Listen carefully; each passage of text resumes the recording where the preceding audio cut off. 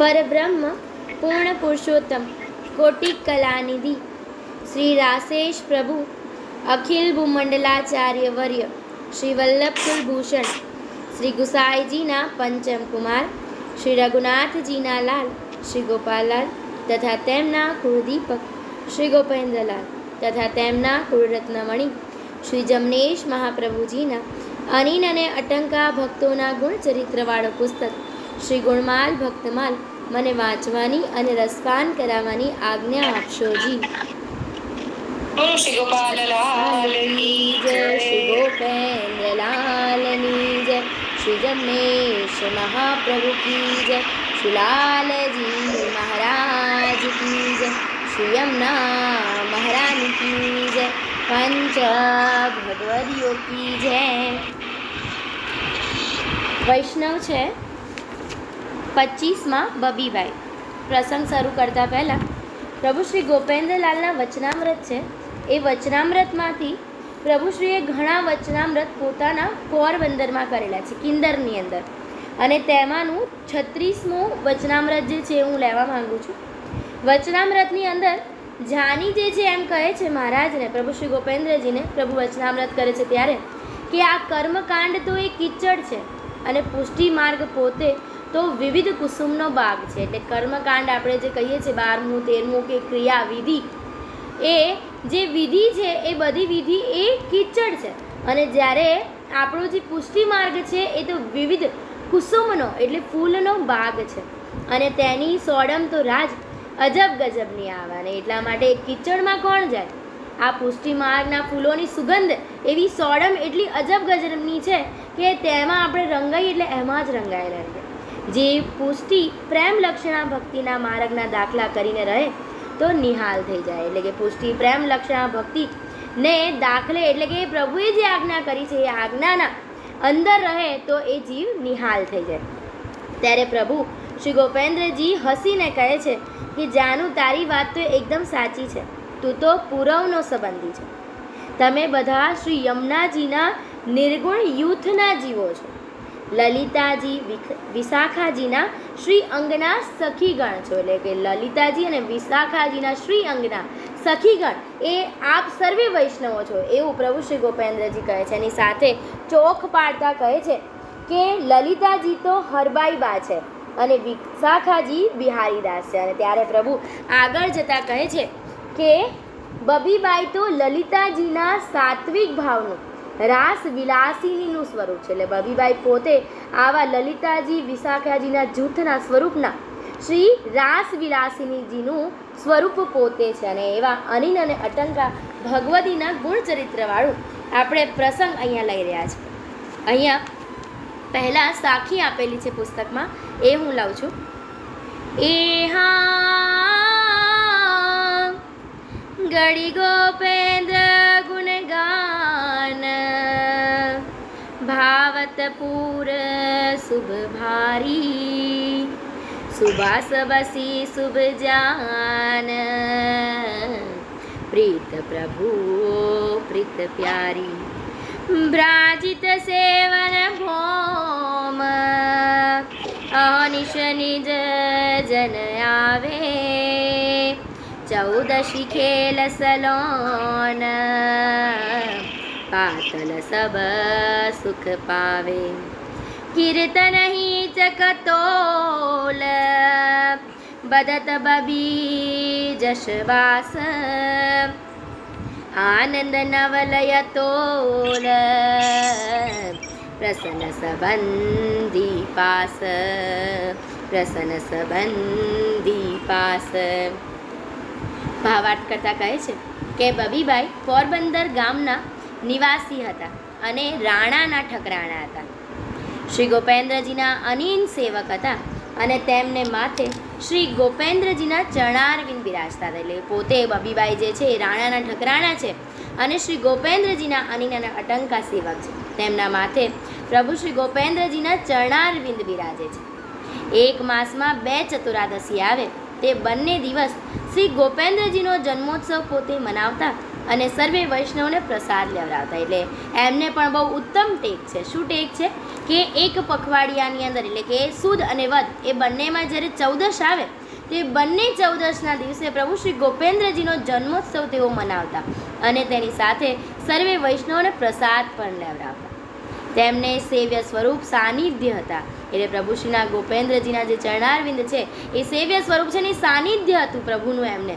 અને જે પણ સમયે પ્રભુને કાંઈ પણ ખાવાની ઈચ્છા થાય તે સામગ્રી તેમની પાસે તેઓ માંગી લેતા. એટલે પ્રભુ સાનુભાવ જતાવતા અને જે જોઈએ આપણે ઓલામાં કહીએ છીએ ને આઠે પોર અનુરાગે, જે જોઈએ તે માગે. એમ પ્રભુ શ્રી ગોપેન્દ્રજી એ બબીબાઈ પાસે જે જોઈએ તેવું માંગતા હતા. બબીબાઈ પણ પોતે પ્રભુ શ્રી ગોપેન્દ્રજીના અનિન અને અટંગા, પ્રભુ સિવાય બીજે ક્યાંય પણ એમને અડકતા એટલે કે બીજે ક્યાંય નમન ન કરતા. આવા ઘણા વચનામૃતની અંદર તેમણે પ્રભુને આપણા માટે ઘણા પ્રશ્ન પૂછેલા છે. પ્રભુશ્રીએ જે કિંદરમાં વચનામૃત કર્યા એમાં 6ઠ્ઠા વચનામૃતની અંદર બબીબાઈ પ્રભુશ્રીને એક સુંદર પ્રશ્ન કરે છે. આપણા માટેનો જ છે એટલા માટે હું પ્રસંગ લઉં છું. પેજ નંબર 25 છે અને પ્રભુશ્રીનું વચનામૃત છે 6ઠ્ઠું. કિંદરની અંદર છે પેજ નંબર 25 ઉપર બીજો પેરેગ્રાફ છે. હું લઉં છું કે બબીબાઈ વિનંતી કરે છે શ્રી ગોપેન્દ્રજીને કે રાજ લોક વ્યવહારે રહે તેની ગતિ શું થાય. એટલે બબીબાઈ આપણી માટે કહે છે કે કલિકાળ છે, લોક વ્યવહારમાં રહે એની માટે શું ગતિ થાય, એવા જીવોની શું ગતિ થાય. વૈષ્ણવ છે, પ્રભુનું સેવા કરે છે પણ લૌકિક કરે છે. ત્યારે આપ શ્રી કહે છે જો સેવા અને સમરણ કરે અને અણસમર્પ્યો અન્ન ખાય તેની બુદ્ધિ ભ્રષ્ટ થઈ જાય. એટલે પ્રભુ કહે કે સેવા અને સમરણ કરે પણ એની સાથે જો એ અણસમર્પ્યું અન્ન લે ને તો એની બુદ્ધિ ભ્રષ્ટ થઈ જાય છે. આસુરાવેશ મટે નહીં અને જ્યાં સુધી આસુરાવેશ જીવમાં છે ત્યાં સુધી શ્રી ઠાકોરજી તેના હાથની સેવા સામગ્રી કાંઈ ન છોવે અને અંગીકાર કરે નહીં. એટલે પ્રભુ શ્રીમુખે કહે છે કે જે જીવ અણસમર્પ્યું અન્ન લે છે તેનામાં આશુરાવેશ આવે છે અને એ ક્યારેય જતો નથી અને એટલા માટે એના હાથની જે સામગ્રી ભલે 56 ભોગ ધર્યા હોય પણ પ્રભુ તેને છોતા પણ નથી, એટલે કે એનો અંગીકાર કરતા નથી. આગળ કહેતા કહે છે કે 7 વાર એટલે કે 100 વખત શ્રી યમના પાન કરે પણ એકવાર લોક વ્યવહારનું પિંડરું કે સુતકીનું અન્ન ખાય તો તે ફલ નષ્ટ થઈ જાય. આ લીટી ફરીથી વાંચું છું. કહે છે કે 7 વાર એટલે કે 100 વખત શ્રી યમના પાન કરે પણ એકવાર લોક વ્યવહારનું પિંડરુંનું કે સુતકીનું અન્ન ખાય તો તેનું ફલ નષ્ટ થઈ જાય. એટલે કે આપણે કેટલા મનોરથમાં જઈએ, કેટલી વાર વ્રજમાં જઈએ ત્યારે આપણને જે યમના પાન થાય છે.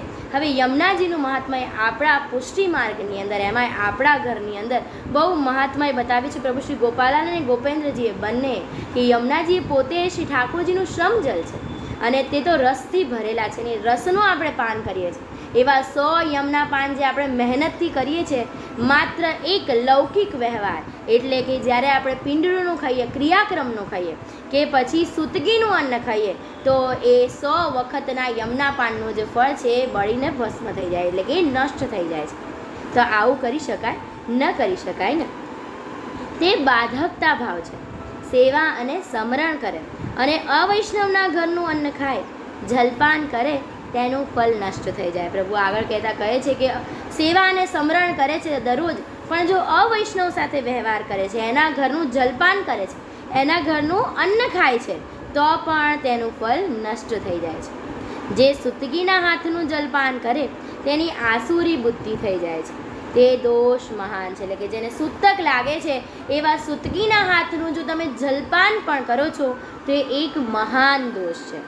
જે પુષ્ટિના સિદ્ધાંતમાં જે સાધક બાધક ભાવથી રહે તેને કોઈ દોષ લાગે નહીં. હવે અહીંયા પ્રભુ બહુ અગત્યનું કહે છે કે સૂતક કોને લાગે તો જે સાધક અને બાધક બંને ભાવને અનુસરે છે. એટલે પ્રભુએ જે આજ્ઞા આપી છે એ આજ્ઞા પ્રમાણે રહે છે તેને ક્યારેય પણ સાધકતા ભાવથી જે રહે છે તેને ક્યારેય પણ પિંડરું, સૂતક કે સૂતકી એટલે કે સૂતક એને લાગતું નથી. એટલે ક્રિયાક્રમના દોષ કે સૂતકના દોષ એને લાગતા નથી. પણ કોને કે જે માત્ર ને માત્ર પ્રભુ શ્રી ગોપેન્દ્રજી અને ગોપાલાલે જે સૃષ્ટિ રચી છે અને સૃષ્ટિમાં જે આજ્ઞા કરી છે એ આજ્ઞાના નિયમોનું પાલન કરે છે ને એ પ્રમાણે આચરણ કરે છે તેને સૂતક લાગતું નથી. એના સિવાયના સર્વસ્વ જે લૌકિક વ્યવહાર કરે છે તેવા વૈષ્ણવો સાથે, તેવા વૈષ્ણવ હોય પણ લૌકિક વ્યવહાર કરતા હોય તો પણ તેને સૂતક લાગે છે અને એના હાથનું જલપાન કે એના ઘરનું અન્નનું આપણે ગ્રહણ કરવું જોઈએ નહીં. જો આપણે એ ગ્રહણ કરીએ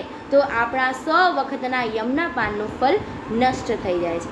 આટલો સુંદર પ્રશ્ન બબીભાઈએ પ્રભુ શ્રી ગોપેન્દ્રજીને પૂછેલો. મને આ પ્રશ્ન બહુ ગમ્યો. અને આજના આપણા લૌકિકની અંદર આપણે રહીએ છીએ ઘણા નિયમો પ્રમાણે, એમ સાસરામાં રહેતા હોય દીકરીઓને તો વધારે સાસુ કહે એ પ્રમાણે કરવું પડે. પણ મારી તો સર્વેને એટલી જ વિનંતી કે પ્રભુએ આજ્ઞા કરી છે, પ્રયત્ન કરવો કે આપણે ન લઈએ. આગળ પ્રસંગમાં કહેતા કહે છે કે બબીભાઈ પોતે નવલભાઈ વાણિયાના સંગી વૈષ્ણવ હતા. એટલે પોરબંદરના આગળ આપણે પ્રસંગ જોઈ ગયા એમ નવલભાઈ જે છે એ તેમના સંગી વૈષ્ણવ છે. અને બબીભાઈને તેમના નવલભાઈની અંદર શ્રી ગોપેન્દ્રજીનું સ્વરૂપ જોતા, એટલે કે પોતે શેનું સ્વરૂપ? નવલભાઈની અંદર પોતાને એ ગોપેન્દ્રજીની સ્વરૂપના એમને દર્શન થતા. વળી પોતે રાજાના ઠકરાણાપણીનું અભિમાન છોડી દઈ સમાજ તથા ભગવદ્ ગુષ્ટમાં છટે પટે બેસતા. એટલે કે પોતે રાજાના ઠકરાણા હતા પણ સહેજ પણ અભિમાન ન હતું. હંમેશા પોતે એક દીનતા રાખીને સમાજમાં બેસતા અને ભગવદ્ ગુષ્ટ કરતા સર્વેની સાથે.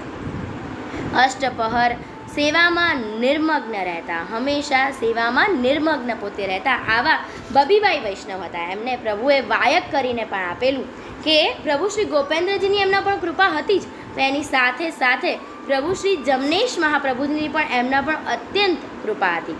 અને એનું પ્રમાણ આપણને પ્રભુ શ્રી ગોપેન્દ્રજીના વચનામૃત 37માં મળી આવે છે. પેજ નંબર છે 92, 92મું પેજ નંબર છે. એનો છેલ્લો પેરેગ્રાફ છે એ હું લઉં છું કે પ્રભુ શ્રી ગોપેન્દ્રજી કહે છે કે બબીભાઈ તું તો ઘણી રસિક જન છો, તારો ભાવ અગાધ રસથી ભરપૂર છે, તેની વિશેષ પ્રાપ્ત તને હજુ આગળ થનાર છે. એટલે પ્રભુએ બબીભાઈ ઉપર ગોપેન્દ્રજીએ એટલી કૃપા તો કરી જ, પણ એની સાથે વાયક પણ આપ્યું કે તને આગળ આનાથી પણ અધિક તને પ્રાપ્ત થવાની છે, ત્યારે તું બહુ જ નિહાલ થઈશ.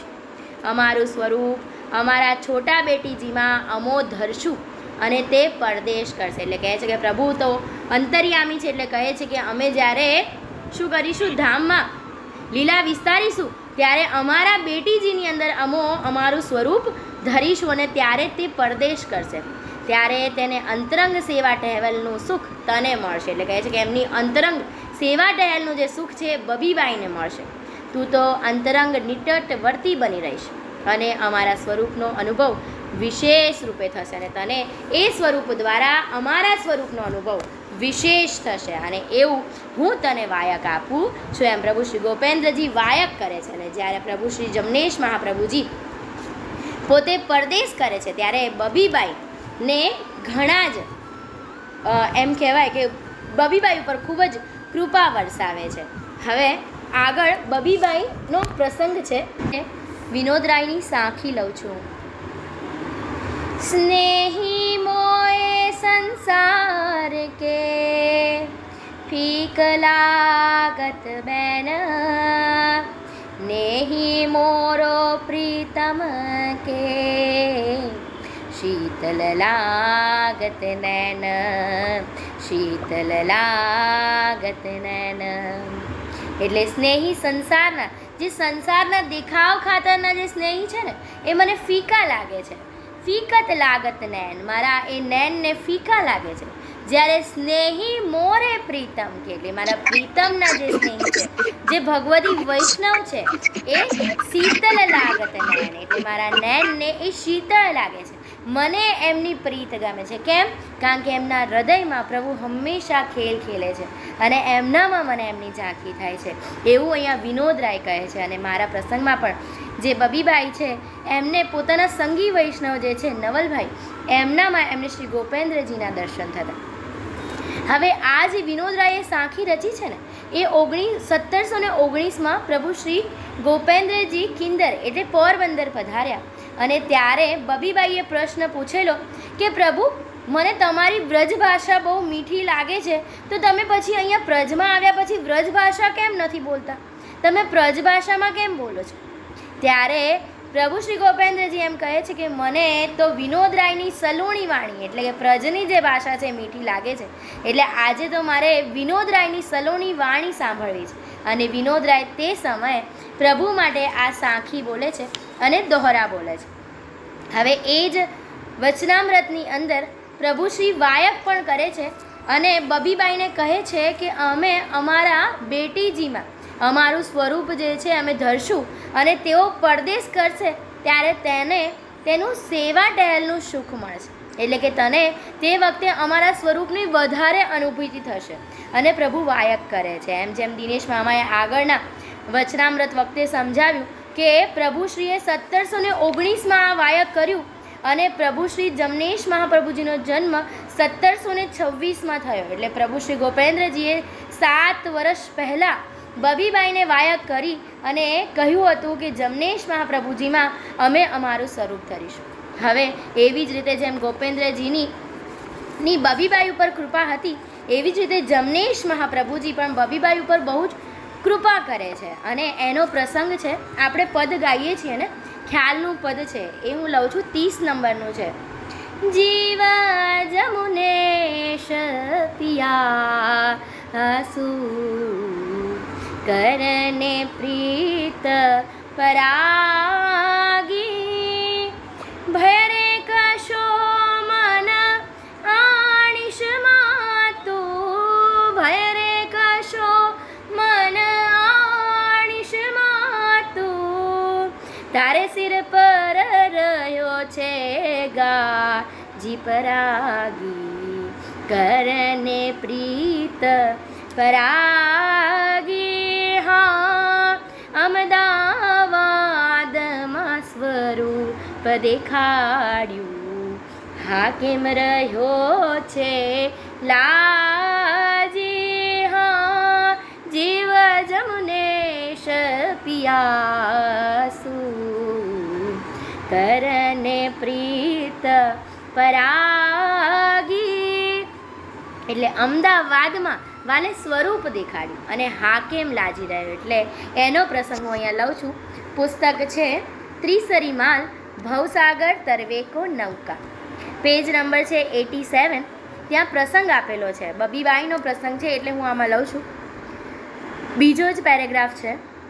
પ્રભુ પોતાના જીવની પ્રભુતા અને અલૌકિક અદ્ભુત ચરિત્ર અને લીલા પોતાના ભક્તો દ્વારા પ્રગટ કરે છે. એટલે પ્રભુ શું કરે છે?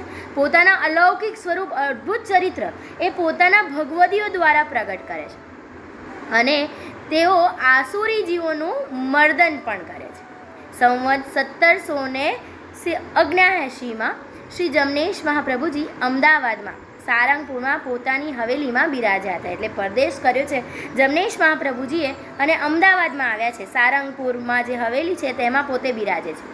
તે સમયે પોરબંદરના ઠકરાણા વૈષ્ણવ જૂથ સહિત શ્રી યમુનાપાન કરવા વ્રજમાં ગયા હતા અને જમનાપાન કરી પાછા વળતા અમદાવાદમાં શ્રી જમનેશ પ્રભુ બિરાજતા હોવાના સમાચાર જાણતા પ્રભુના દર્શન કરવાની ઈચ્છા થઈ અને ઠકરાણાએ અમદાવાદમાં મુકામ કર્યું.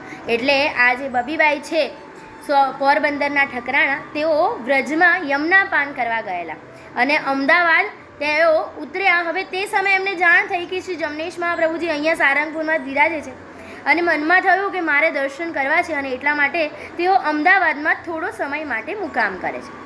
હવે તે જ સમયે અમદાવાદમાં હાકેમ જે છે ત્યારે પોરબંદરના રાજવી સાથે કંઈક એની ખટપટ ચાલતી હતી. એટલે આ બબીબાઈના જે પતિ છે એમની સાથે, એમના રાજવી સાથે એમને થોડી ખટપટ ચાલતી હતી એ હાકેમને. અને અમદાવાદના જે ચુગલીખોર હોય એ ચુગલીખોરે આવી અને હાકેમને ખબર આપી દીધા કે પોરબંદરના ઠકરાણા જે છે અહીંયા મુકામ કરવા આવ્યા છે અને જો તમે તેમને કેદ કરો ને તો એ રાજવી જે છે એ તમારા તાબે થઈ જાય. આ એક સરસ મોકો છે. એટલે બ્લેકમેલિંગ કરી શકે ને એમ. એટલે કે તમે જે રાણી જે છે એને કેદ કરી લો તો તમારું બધું કામ સર્વે ઠાળે પડી જાય. હવે રાજા વાજા ને વાંદરા કાન હોય પણ શાન ન હોય. એટલે કે રાજાને વાજા ને વાંદરા ગમે તે કાનમાં નાખો, કાન હોય પણ પોતાની બુદ્ધિ ન હોય. વિચાર ગમ્યો અને રાજા તુરંત જ હુકમ કરી દે છે કે બબીબાઈને બંદીખાને નાખો અને પછી બબીબાઈને કેદ કરવામાં આવે છે. ત્યારે તેમાંથી એક વૈષ્ણવ જે છે, અમદાવાદના વૈષ્ણવ, એ જમનેશ મહાપ્રભુજી જ્યાં સારંગપુર બિરાજે છે ત્યાં જઈને કહે છે કે આ અમદાવાદના હાકેમે બબીબાઈને કેદ કર્યા છે. આવી વાત સાંભળતા જ શ્રી મહારાજ કોપાયમાન થયા, કારણ કે પોતાના ભક્ત ઉપર કોઈ અડચણ આવે, મુશ્કેલી આવે, પ્રભુ ક્યારેય સહન ન કરી શકે. અને એ સમયે રાત્રિના સમયે હાકેમ જ્યાં સૂતો હતો ને મહેલમાં, ત્યાં તેને અદૃશ્ય રીતે માર પડવા લાગ્યો. એટલે હાકેમ સૂતો છે અને એને માર પડવા લાગ્યો. હાકેમ તો આકુળ વ્યાકુળ થઈ ગયો, કાંઈ આજુબાજુ દેખાતું નથી, કોઈ છે ને. હાકેમ નિંદ્રામાં હાકેમ બકવા માંડ્યો, મને મારશોમાં, મને મારશોમાં. આખું અદૃશ્ય છે, આજુબાજુ ઉઠીને જોવે છે, કોઈ નથી, પણ માર પડેલો છે. અને એ સમયે અદૃશ્ય વાણી થઈ કે પોરબંદરના ઠકરાણાને ખોટી રીતે જુલમ કરીને તે કેદ કર્યા છે, તેને જલ્દીથી છોડી મૂક, નહીં તો હું તને ઠાર મારીશ. એટલે અદૃશ્યમાં વાણી થઈ અને રાજાને કહ્યું કે પોરબંદરના રાણીને તે કેદ કર્યા છે એને જલ્દીથી છોડી મૂક, નહીં તો હું તને ઠાર મારીશ. અને આ વાણી સાંભળતા જ તુરંત હાકેમ જે છે પોતાના માણસોને હુકમ કરે છે કે પોરબંદરના ઠકરાણાને કેદ કરેલા છે તેને તુરંત છોડી દો અને તેને સહી સલામત તે જ્યાં જવા ચાહે છે ત્યાં તેને પહોંચાડી આવો. આવી રીતે પ્રભુ શ્રી જમનેશ મહાપ્રભુજી એ બબીબાઈ ઉપર કૃપા કરે છે. આવો હાકેમનો હુકમ થતાં બબીબાઈને હાકેમના માણસો માન સહિત કેદમાંથી મુક્ત કરી પોતાના ઉતારા ઉપર મૂકી આવ્યા. બબીબાઈના આવતા જોઈ વૈષ્ણવો સર્વે આનંદમાં આવી ગયા અને જ્યાં જમનેશ મહાપ્રભુજી બિરાજતા હતા તે સહિત, એટલે બધા વૈષ્ણવો સહિત બબીબાઈ ત્યાં જાય છે અને જમનેશ મહાપ્રભુજીના ચરણમાં પડે છે. એટલે બબુબાઈને ખબર પડે છે કે પ્રભુએ મારા માટે આટલો પરિશ્રમ લીધો અને એટલા માટે તેઓ ચરણોમાં પડી જાય છે. દંડવત પ્રણામ કરી પ્રભુને ભેટ ધરે છે અને ગદગદ કંઠે વિનંતી કરતા કહે છે કે હે કૃપાનાથ, દયાના સાગર, કરુણા નિધાન, આપના વિના બીજું કોણ મને આ સંકટમાંથી મુક્ત કરે. એટલે એમ કહે છે કે આપના વિના આ સંકટમાંથી મને કોણ મુક્ત કરી શકે. આપ જ એટલા બિરદધારી છો, એટલા શક્તિશાળી છો કે મને બચાવી શકો. ત્યારે મહારાજે બબીબાઈને અભય વચન આપ્યું અને બબીબાઈના જૂથ સહિત સર્વ વૈષ્ણવોને મહાપ્રસાદ લેવાય. પ્રભુએ તો અભયદાન એમને આપ્યું અને સર્વ જૂથ સહિત બબીબાઈએ ત્યાં પ્રભુ જ્યાં બિરાજતા હતા ત્યાં આગળ મહાપ્રસાદ લેવડાવ્યા. ત્યાં બબીબાઈએ શ્રી જમનેશ મહાપ્રભુજીનો આવું પ્રતાપ બળ જોઈને વિનંતી કરી, મહારાજ, મને હવે આપની સાથે રાખો, હું આપના ચરણની સેવા કરીશ, આપના ચરણથી અળગી રહેવા હવે હું માંગતી નથી. એટલે બબીબાઈને તો પહેલાં પણ ગોપેન્દ્રજીએ વાયક આપેલું અને કહ્યું હતું કે જમનેશ મહાપ્રભુજીના ચરણની સેવા એમને મળશે અને એટલા માટે બબીબાઈ વિનંતી કરે છે, પ્રતાપ બળ જુએ છે અને મનમાં દ્રઢતા થાય છે કે આ તો મારા પ્રભુ પોતે છે. અને એટલે કહે છે કે તમે મને તમારાથી અળગી ન કરશો, મને હંમેશા તમારી સાથે રાખો. ત્યારથી બબીબા મહારાજની સાથે પરદેશમાં જોડે ફરતા, એટલે પોતાનું ઠકરાણા પડ્યું તજી દીધું, સર્વસ્વ ત્યજી અને મહારાજની સાથે જ્યાં પણ મહારાજ પ્રદેશ કરે એ પરદેશમાં સાથે ફરતા, અનન્ય ભક્તિભાવથી મહારાજની સેવા કરતા. આમ બબીબા ઉપર મહારાજની ઘણી કૃપા થઈ.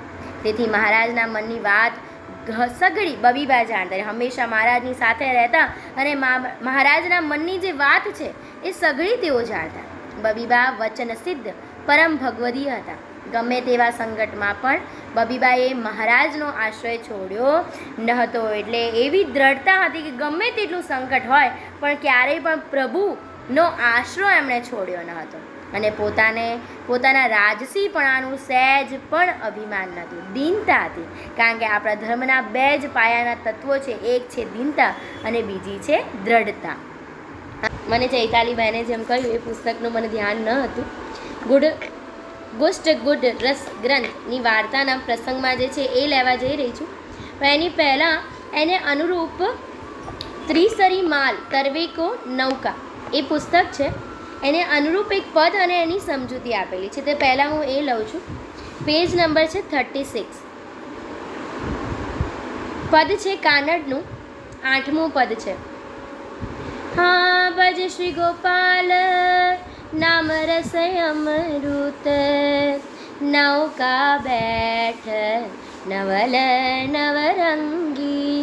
હા જો તુમ અપૂનો ભલે ચાહો તો, જો તુમ અપૂનો ભલો ચાહો તો, સદા બેઠ ભગવદી સત્સંગી, નૌકા બેઠ નવલ નવરંગી. એક કુશલભાઈ જે છે એ આ પદમાં કહે છે કે પ્રભુએ આ સંસાર સાગર જે અતંગ છે એના જળ બહુ ઊંડા છે, તો એને પાર કરવા માટે પ્રભુ શ્રી ગોપાલાલે તેમના નામરૂપી મંત્ર આપ્યો છે. જે મહામંત્ર આપ્યો છે એ નૌકા સ્વરૂપ છે. આપણે એમાં બેસી અને આ નૌકાને પાર કરવાની છે. પરંતુ સંસારના સાગરમાં જે માયાના મોટા મોટા મોજા આવ્યા કરે છે, એટલે વારંવાર માયા, દીકરા દીકરી, વહુ છોકરા, એવી માયા લાગ્યા કરે છે. લોભની લહેરો ઉઠ્યા કરે છે, એટલે ધંધામાં આટલી આવક, નુકસાન, એ લોભ આવ્યા કરે છે કે હું આટલું લઈ લઉં, એવા લોભની લહેરો ઉઠ્યા કરે છે એની અંદર. મધ્યમાં સંસારિક તૃષ્ણાના તોફાનો સામવાનો કરવા પડે છે, એટલે કે સાંસારિક તૃષ્ણાઓ, અલગ અલગ વિચાર, અલગ અલગ ભાવનાઓ, અલગ અલગ એમ તૃષ્ણા કે મારે આ જોઈએ છે, મારે આ જોઈએ છે, સંતોષની લાગણી નથી, એવા તોફાનો વારંવાર સંસારરૂપી સાગરમાં ઉઠ્યા કરે છે. આપણે તેનો સામનો કરવો પડે છે. કામ, ક્રોધ, આ બંને ચોર જે છે એ આપણા ચિત્તમાં છુપાયેલા છે. એટલે પ્રભુનું ગમે એટલું નામ લઈએ પણ આ કલિકાળ છે ને એટલા માટે ચિત્તમાં કામ અને ક્રોધ, આ બે ચોર છુપાઈને એક ખૂણે બેઠા છે અને ગમે ત્યારે પણ એ શું કરે છે, બહાર નીકળે છે ને આપણું સર્વસ્વ લૂંટી લે છે. હરખ અને શોક નામના બે ડુંગરા છે જેના ઉપર ચઢીને પાર ઉતરવું બહુ કઠિન છે. વિષયના વાયરા નાવને ઊંધા રસ્તે ચડાવી દે છે, એટલે કે અલગ અલગ નાવ આમથી આમ સંસાર, આ જે દુનિયારૂપી સંસાર જે છે એ દુનિયારૂપી સંસારમાં આપણી નાવ જે છે ચગડોળે ચલી જાય છે. તો આ પ્રભુના નામરૂપી જે નાવ છે એને બરાબર સારી રીતે સહી સલામત ચલાવવા માટે શેની જરૂર પડે? એક નાવિકની જરૂર પડે. કેવા નાવિકની જરૂર પડે? જે નાવિક કુશળ હોય, જે અનુભવી હોય, એવા નાવિક જો આ નાવમાં બેસે અને જો એ નાવ ચલાવે ને તો આ બધા જ અવરોધો અને આ બધા જ તોફાનોમાંથી પણ નાવને સાચી દિશામાં લઈ જાય અને આપણને આ સંસાર રૂપી જે સાગર છે એમાંથી પાર ઉતારી દે. મતલબ માત્ર પ્રભુ શ્રી ગોપાલલાલના નામરૂપી જે મહામંત્ર છે એને જ આપણે સ્મરણ કર્યા કરીએ, પણ આ સંસાર રૂપી એટલા બધા અડચણ આવે છે તો એ અડચણોમાંથી પાર ઉતરવા માટે આપણે આવા નાવિક એટલે એના ભગવદની જરૂર પડે.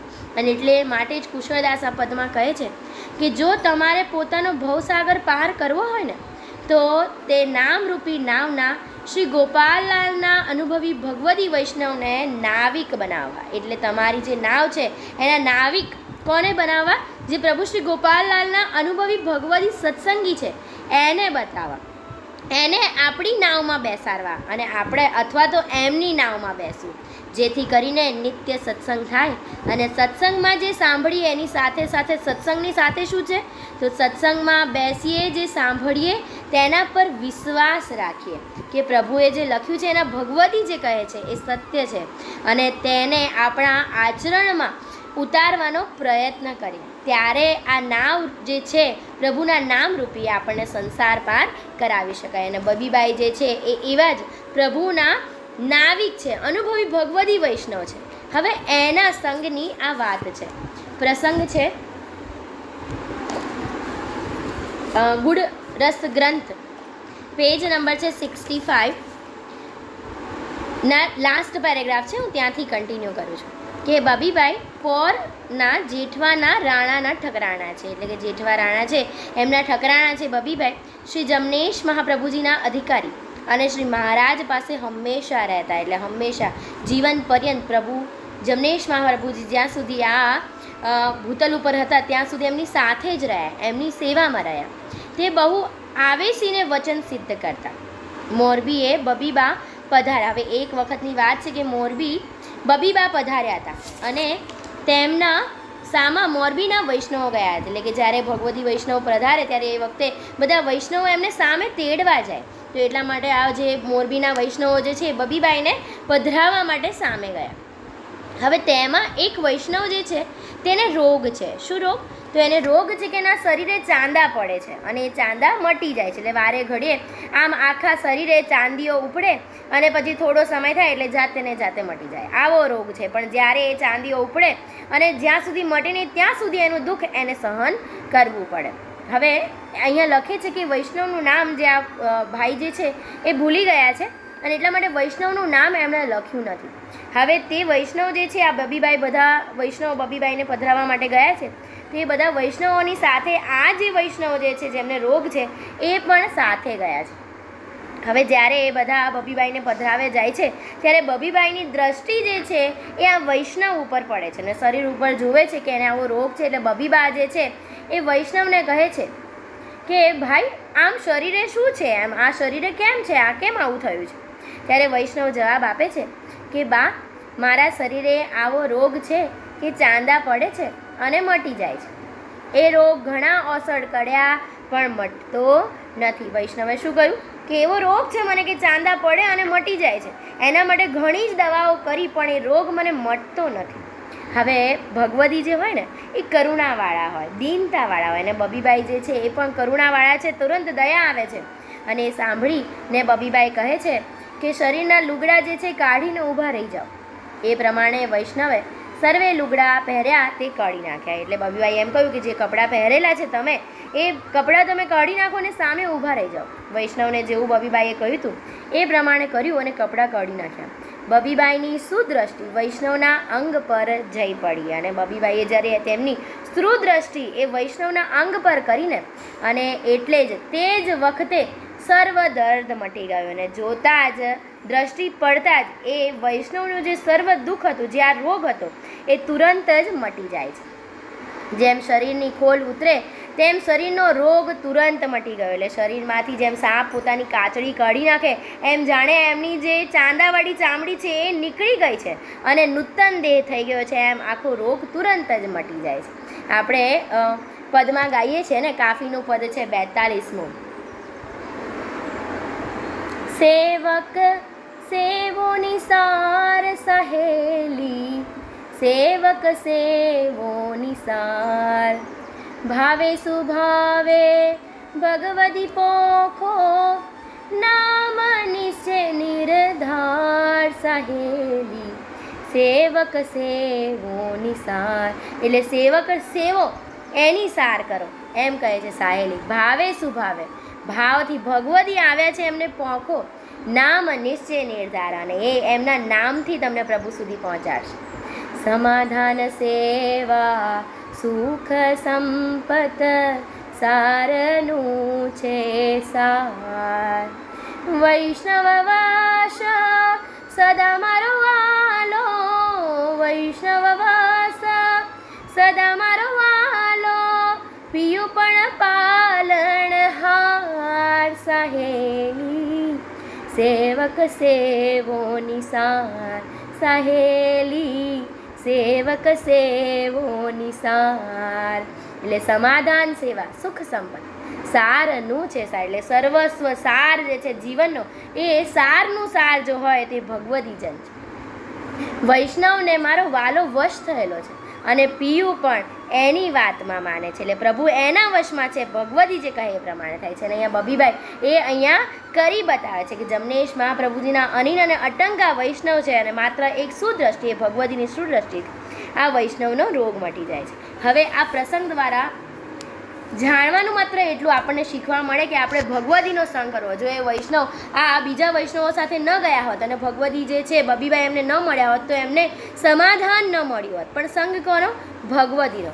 હવે ભગવદી કહેવા તો એના માટે પણ કાનડનું 6ઠ્ઠું પદ છે.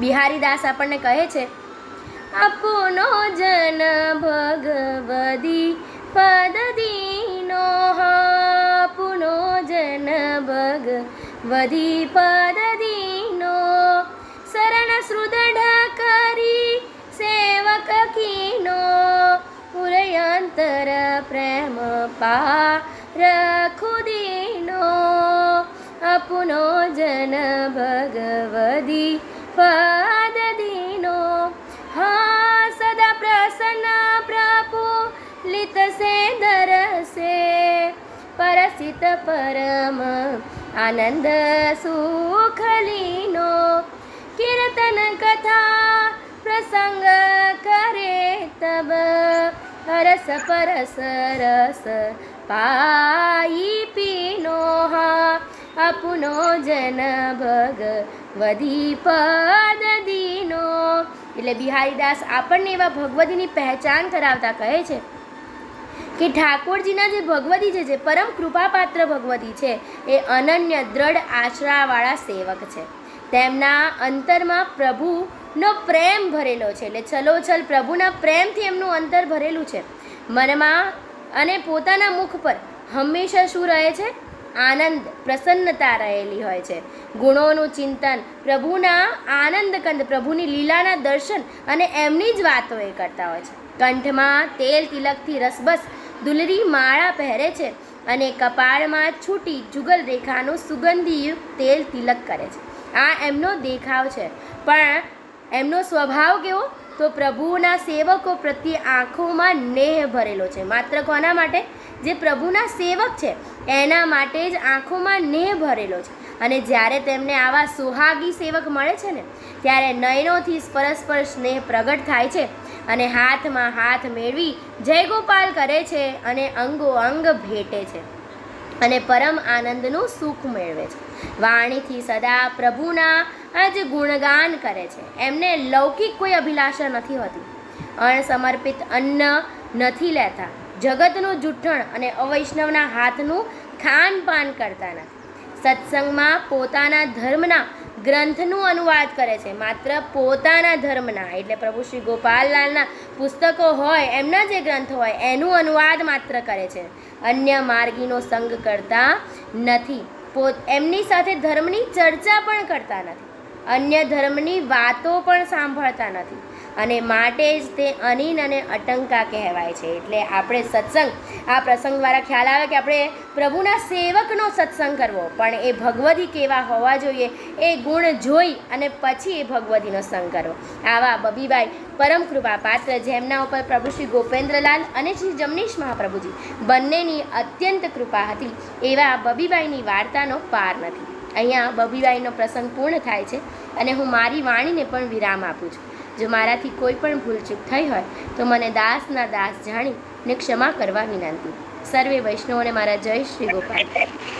જય શ્રી ગોપાલ. જય હો, જય હો. ખૂબ